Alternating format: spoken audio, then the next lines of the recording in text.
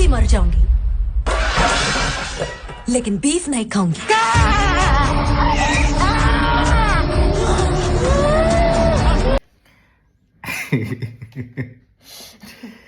എന്താല്ലേ ഇത് സത്യകാര്യാണ് കേട്ടോ അവരെ പറയണത്. എന്താ പറയണത് സത്യകാര്യാണ്. എനിക്ക് അനുഭവമുണ്ട്. ഇവന്മാരിത് ആരെ കാണിക്കാൻ എടുക്കണമെന്ന് ഏറ്റവും വിറ്റ്. അതായത് മലയാളീസ് നമുക്കറിയാം ഇതെല്ലാം സത്യം. ഇനിയിപ്പം നോർത്ത് ഇന്ത്യൻസ് എന്തായാലും ഹിന്ദിയിലായതുകൊണ്ട് എന്തായാലും തമിഴന്മാരും കന്നഡക്കാരും കാണാനും പോണില്ല. ഇനിയിപ്പോ നോർത്ത് ഇന്ത്യൻസ് അവര് കണ്ടിട്ട് നമ്മളെ പറ്റി അങ്ങ് വിചാരിച്ചു കഴിഞ്ഞാൽ നമുക്ക് എന്ത് തേങ്ങയാണ്. പണ്ടൊക്കെ ബീഫൊക്കെ നമ്മള് ക്ലാസ് കൊണ്ടുപോയല്ലേ, വായിട്ട് അവിടുന്ന് അടിച്ചു മാറ്റി കൊണ്ടുവന്ന ആൾക്കാരാ. പ്ലേറ്റ് കാലിയാതെ വിധ അറിയില്ല. അല്ലേ കിലോന് എത്ര 10-150 രൂപ വിലയുള്ള ബീഫ് വാങ്ങി നമ്മള് നിർബന്ധിച്ച് തീറ്റിക്കാൻ നിൽക്കല്ലേ മലയാളീസ്. ഉമ്മാർക്ക് ഇതൊന്നും എന്ത് സുഖമാണോ കിട്ടുന്നതെന്ന് അറിയില്ല. അല്ലെങ്കിലാണെങ്കിൽ ഇത് കേരളത്തിൽ നടക്കുന്ന കഥ പോലും അല്ല. അതെ, പിന്നെ കേരള സ്റ്റോറിന് പേരിട്ട് കഴിഞ്ഞ അവിടെ തന്നെ നാഷണൽ അവാർഡ് കിട്ടിയില്ലേ. എന്താ സുഖം. മറ്റേ അതെ, ഡയറക്ഷൻ നോക്കണ്ട, സിനിമാറ്റോഗ്രഫി നോക്കണ്ട, എഡിറ്റിംഗ് നോക്കണ്ട, ലൊക്കേഷൻ നോക്കണ്ട, സോങ് സെലക്ഷൻ നോക്കണ്ട, ക്യാരക്ടേഴ്സിന്റെ അഭിനയം നോക്കണ്ട. കേരള സ്റ്റോറിന്ന് പേരിട്ട നാഷണൽ അവാർഡ് കിട്ടിയെങ്കിൽ പിന്നെ അളിയൻ വിചാരിച്ചാണ് അടുത്ത നാഷണൽ അവാർഡ്. അയ്യോ, ഞാനും വിചാരിക്കുന്നത് എങ്ങനെ ആ സിനിമക്ക് അങ്ങനെ കിട്ടിയത്. അതൊക്കെ അതല്ലേ കേരള സ്റ്റോറി 2 പേരിട്ടത്.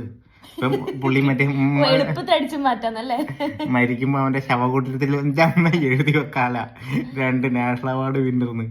ഓരോ പരനാറികള്. ഇതിപ്പോ എനിക്ക് കേരളത്തിലെ BJP-ക്കാരോട് പറയാൻ ഇത്ര മാത്രമേ ഉള്ളൂ. നിങ്ങൾക്ക് ഇപ്പൊ എന്തെങ്കിലും കണക്ഷൻ ഇയാളുമായിട്ടുണ്ടെങ്കിൽ പുള്ളിനോട് പറ, നമുക്ക് ആകെ എന്തെങ്കിലും കുറച്ച് വോട്ട് കിട്ടുന്നുണ്ടെങ്കിൽ അത് കളയാൻ വേണ്ടിട്ട് ഇത്ര പരിപാടി ചെയ്യരുതെന്ന്. കാരണം മലയാളികൾ ബീഫ് തിന്നാത്ത ഒരാളില്ല. അതിനിപ്പോ ആരാണെങ്കിലും ഇവർ എന്തൊക്കെയാ കാണിക്കണത്, ഫോഴ്സ് ചെയ്ത് തീറ്റിക്കണതേ. ഞാൻ പറയും സത്യം, എന്റെ ഒക്കെ വായിന്ന് എടുത്തോണ്ട് പോയിട്ടുണ്ട് ബീഫ് ഒരു എക്സ്ട്രാ കഷ്ണം കഴിച്ചു എന്ന് പറഞ്ഞിട്ട്. അറിയില്ല, അത്ര ഫാൻസ് ആണ് ബീഫിനൊക്കെ. ആരെ കമന്റ് ഇട്ട് കണ്ടു അത് പൊറാട്ട കൊടുക്കാത്തോണ്ടാണ് ബീഫിന്റെ കൂടെ തിന്നാൻ.